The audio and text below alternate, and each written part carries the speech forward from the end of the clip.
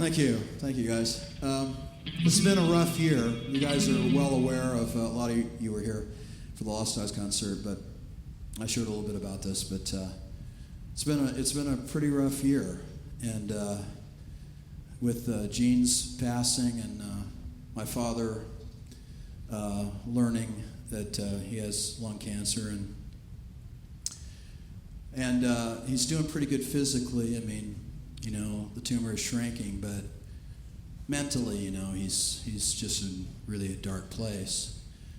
And I dedicated my solo record to him and sent it in the mail because I got it like the day I was going to leave to come out here.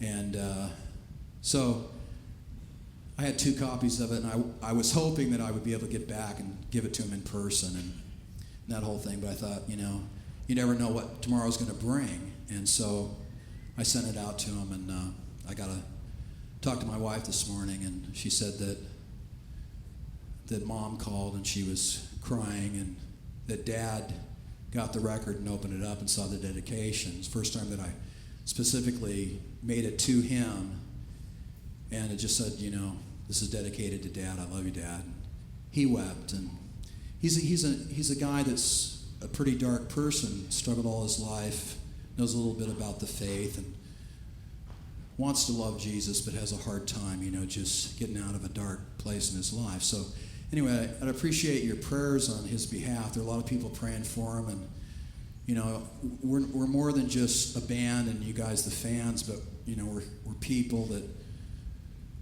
love the Lord and believe that he can turn a hard heart towards him. And so if you would do that, I know you guys are probably asked to pray for a lot of things, but if it comes to mind, you know, you might do that. And I've learned this year more than anything that the number one thing in my life, and I think for all of us, that God wants in our lives is intimacy with Jesus. And I don't think it comes by getting rich.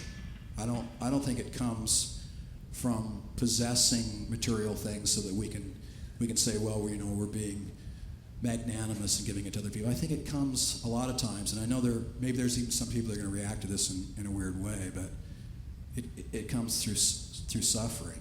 I think it's a cross that we've picked up, and I think that when Paul talked about, you know, God's strength being made perfect in weakness, I think was a serious thing.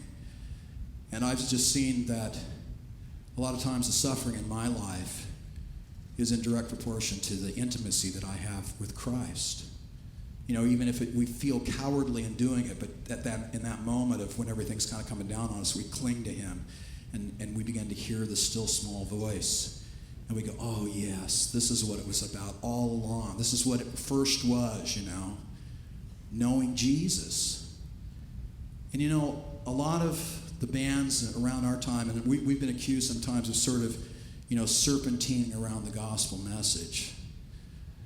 And I don't think it was ever our intention. I mean, I feel that as far as our calling and our desire to serve people, you guys have responded in incredible ways where God has said something to you through a song that we've done, which is a miraculous thing in itself, and that you get it, and that the Spirit of God says something to you, not apart from his word, but uses a band like ours, a little rock band that's been around for 20 whatever years, to say something to you.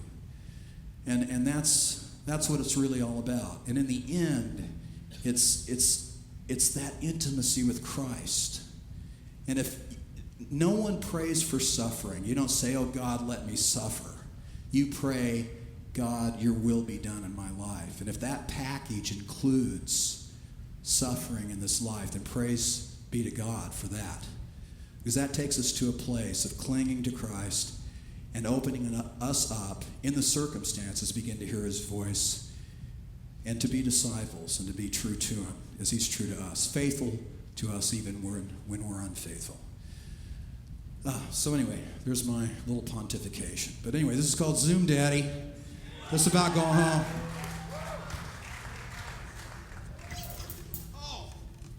It's not Zoom, Daddy. What am I talking about?